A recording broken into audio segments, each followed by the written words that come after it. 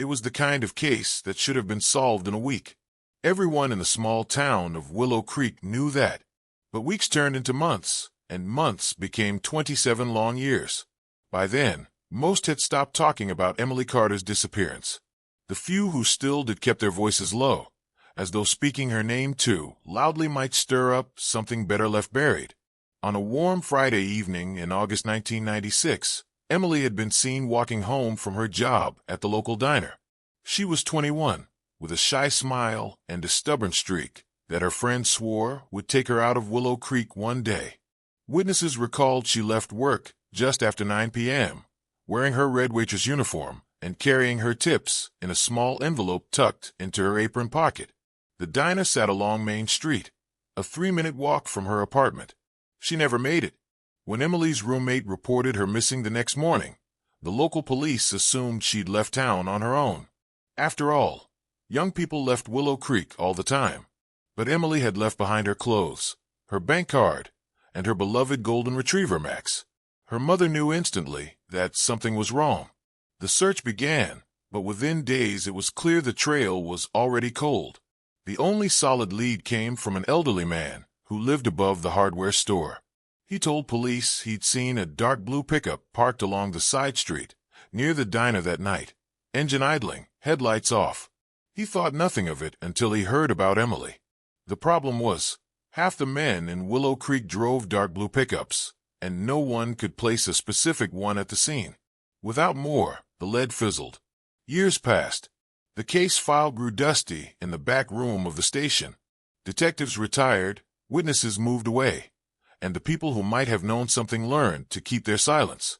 Then, in the spring of 2023, a rookie detective named Claire Dawson was combing through old files for a departmental audit when she found Emily's case. She was too young to remember the disappearance, but something about the file pulled at her. The photograph showed a smiling young woman at a 4th of July picnic, holding a paper plate and laughing at someone off camera. Claire found herself staring at that photo long after she'd finished the audit. She began to read through the old reports at night. The language was sparse, the details scattered. But one thing stood out. The man with the dark blue pickup had never been properly identified. In the original report, the elderly witness mentioned that the truck had a dent in the rear bumper and an out-of-state plate. Somehow, that detail had been overlooked in follow-ups. Claire dug into the town's old vehicle registration records, cross-referencing them with any dark blue pickups owned by residents in 1996. It was tedious work. She narrowed the list from 212 vehicles to just 4 that matched both the color and the bumper damage. One name made her pause: Robert Kane. He'd been a mechanic at a garage just 3 blocks from the diner, and his personnel file showed he'd left town abruptly in late August of 1996. Kane had no criminal record, but Claire found a note buried deep in the file. In 1998, a hiker had found a set of women's shoes in a wooded area 10 miles from Willow Creek. The shoes matched the size and style Emily's mother said she owned. The location was just half a mile from a hunting cabin once rented by Kane. For reasons that made no sense to Claire, this connection had never been pursued. She drove out to the cabin site, which now stood abandoned. The spring rain had turned the dirt path into mud, but the air was quiet and heavy with pine. She found nothing new, but the isolation of the place struck her. No neighbors, no through roads, just silence. Back at the station, Claire reached out to the state lab to see if the shoes were still in evidence. Miraculously, they were.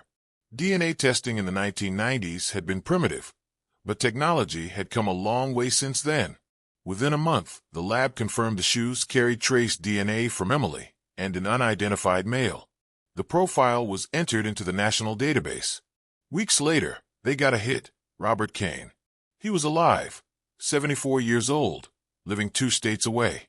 Claire and her partner drove out to interview him. Kane opened the door slowly, leaning on a cane. His hair was white, his eyes sharp. At first, he claimed he barely remembered Emily.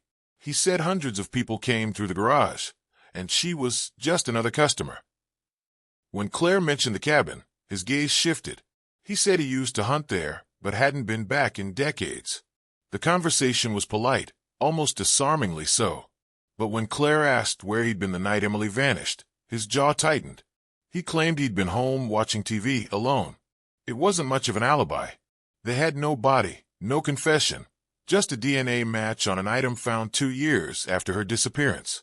It wasn't enough for an arrest, not yet. Claire decided to play the long game. She spoke to Kane's former co-workers, neighbors, anyone who might remember him from that summer. Most said he was quiet, kept to himself. One man, though, remembered seeing Kane at the diner a few times, sitting at the counter long after his meal was done, watching Emily as she worked. It wasn't proof, but it painted a picture. In early autumn, Claire visited Kane again. This time, she brought the shoes. She set them on his kitchen table, without a word. His hands trembled as he reached out, not to touch them, but to push them away. She told him the DNA didn't lie.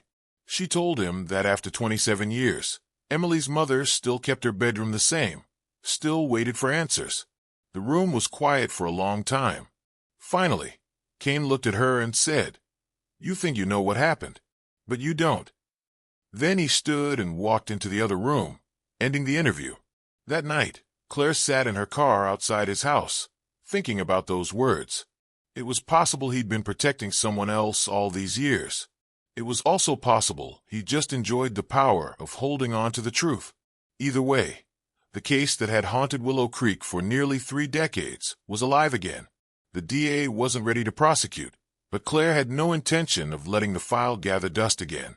She knew some cases didn't end with handcuffs or courtroom verdicts. Sometimes the victory was in finding the piece of truth that had been missing, no matter how small. Emily Carter's disappearance was still officially unsolved, but in the quiet corners of Willow Creek, people started speaking her name again. Mothers warned their daughters to walk in groups.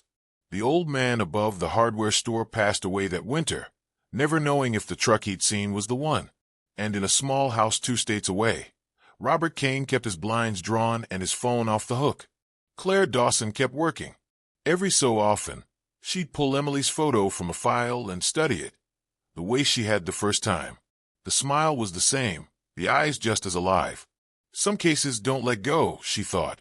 And some people, detectives, mothers, the ones who remember, don't let go either.